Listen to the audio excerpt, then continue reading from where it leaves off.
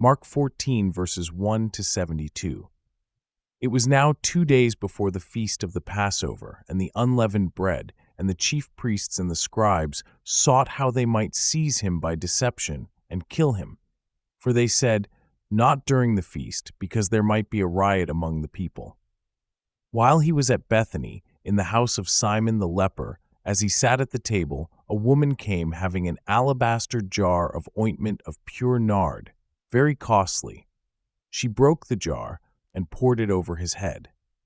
But there were some who were indignant among themselves, saying, "Why has this ointment been wasted? For this might have been sold for more than 300 denarii and given to the poor." They grumbled against her. But Jesus said, "Leave her alone. Why do you trouble her? She has done a good work for me. For you always have the poor with you, and whenever you want to, you can do them good, but you will not always have me. She has done what she could. She has anointed my body beforehand for the burying.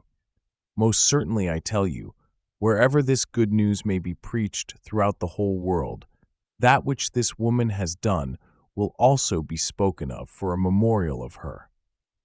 Judas Iscariot, who was one of the 12, went away to the chief priests that he might deliver him to them. They, when they heard it, were glad and promised to give him money. He sought how he might conveniently deliver him.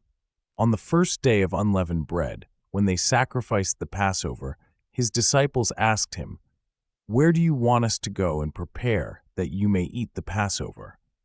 He sent 2 of his disciples and said to them, "Go into the city, and there you will meet a man carrying a pitcher of water.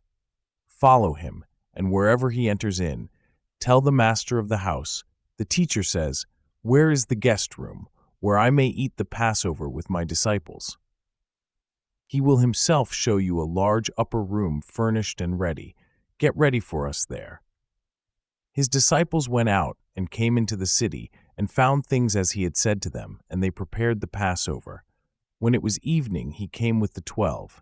As they sat and were eating, Jesus said, "Most certainly I tell you, one of you will betray me, he who eats with me." They began to be sorrowful and to ask him one by one, "Surely not I?" And another said, "Surely not I." He answered them, "It is one of the 12, he who dips with me in the dish. For the Son of Man goes, even as it is written about him, but woe to that man by whom the Son of Man is betrayed. It would be better for that man if he had not been born." As they were eating, Jesus took bread, and when he had blessed, he broke it and gave to them, and said, "Take, eat, this is my body." He took the cup, and when he had given thanks, he gave to them. They all drank of it. He said to them, "This is my blood of the new covenant, which is poured out for many. Most certainly I tell you, I will no more drink of the fruit of the vine until that day when I drink it anew in God's kingdom." When they had sung a hymn, they went out to the Mount of Olives.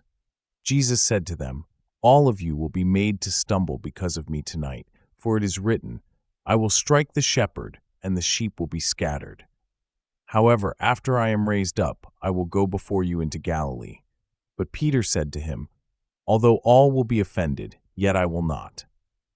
Jesus said to him, "Most certainly I tell you, that you today, even this night, before the rooster crows twice, you will deny me 3 times. But he spoke all the more, "If I must die with you, I will not deny you." They all said the same thing. They came to a place which was named Gethsemane. He said to his disciples, "Sit here while I pray." He took with him Peter, James, and John, and began to be greatly troubled and distressed.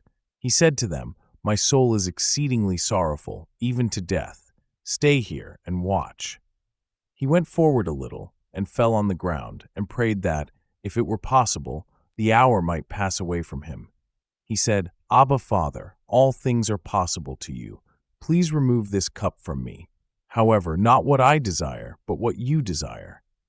He came and found them sleeping and said to Peter, "Simon, are you sleeping? Couldn't you watch 1 hour? Watch and pray that you may not enter into temptation. The spirit indeed is willing, but the flesh is weak." Again he went away and prayed, saying the same words. Again he returned and found them sleeping, for their eyes were very heavy, and they didn't know what to answer him. He came the third time and said to them, "Sleep on now and take your rest. It is enough. The hour has come. Behold, the Son of Man is betrayed into the hands of sinners. Arise, let's get going. Behold, he who betrays me is at hand." Immediately, while he was still speaking, Judas, one of the 12, came, and with him a multitude with swords and clubs, from the chief priests, the scribes, and the elders. Now he who betrayed him had given them a sign, saying, "Whomever I will kiss, that is he. Seize him and lead him away safely." When he had come, immediately he came to him and said, "Rabbi, Rabbi," and kissed him. They laid their hands on him and seized him. But a certain one of those who stood by drew his sword and struck the servant of the high priest and cut off his ear. Jesus answered them, "Have you come out as against a robber with swords and clubs to seize me? I was daily with you in the temple teaching, and you didn't arrest me. But this is so that the scriptures might be fulfilled." They all left him and fled. A certain young man followed him, having a linen cloth thrown around himself over his naked body. The young men grabbed him, but he left the linen cloth and fled from them naked. They led Jesus away to the high priest. All the chief priests, the elders, and the scribes came together with him. Peter had followed him from a distance until he came into the court of the high priest. He was sitting with the officers and warming himself in the light of the fire. Now the chief priests and the whole council sought witnesses against Jesus to put him to death, and found none. For many gave false testimony against him, and their testimony didn't agree with each other. Some stood up and gave false testimony against him, saying, "We heard him say, 'I will destroy this temple that is made with hands, and in 3 days I will build another made without hands.'" Even so, their testimony didn't agree. The high priest stood up in the middle and asked Jesus, "Have you no answer? What is it which these testify against you?" But he stayed quiet and answered nothing. Again the high priest asked him, "Are you the Christ, the Son of the Blessed?" Jesus said, "I am. You will see the Son of Man sitting at the right hand of power and coming with the clouds of the sky." The high priest tore his clothes and said, "What further need have we of witnesses? You have heard the blasphemy. What do you think?" They all condemned him to be worthy of death. Some began to spit on him and to cover his face and to beat him with fists and to tell him, "Prophesy." The officers struck him with the palms of their hands.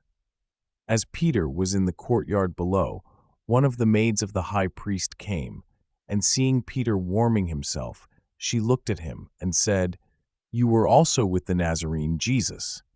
But he denied it, saying, "I neither know nor understand what you are saying." He went out on the porch, and the rooster crowed. The maid saw him and began again to tell those who stood by, "This is one of them." But he again denied it. After a little while again those who stood by said to Peter, "You truly are one of them, for you are a Galilean, and your speech shows it." But he began to curse and to swear, "I don't know this man of whom you speak." The rooster crowed the second time. Peter remembered the word, how that Jesus said to him, "Before the rooster crows twice, you will deny me 3 times." When he thought about that, he wept.